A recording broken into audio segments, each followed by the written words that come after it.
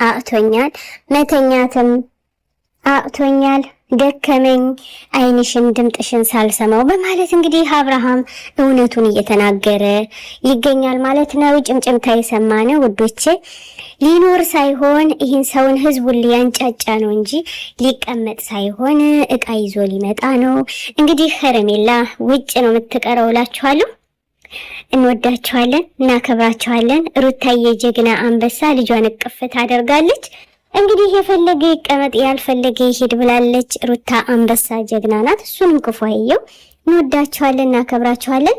አዲሷ ፍቃሪ የመጣችው ግን ዛሬም አልቅሰሽ እንደነ ሄርሜላና እንደ ሌሎች አልቅሰሽ እንደምትቀሪ እርግጠኛ ነን።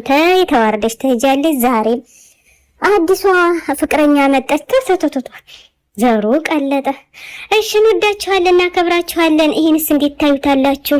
እናመሰግናለን። ሩታዬ ኑሪልን። አሰላሙ አለይኩም ወራህመቱላህ። أنا الداعي بإيماني على الإسلام رباني سأعلي رايتي دوما سأعلي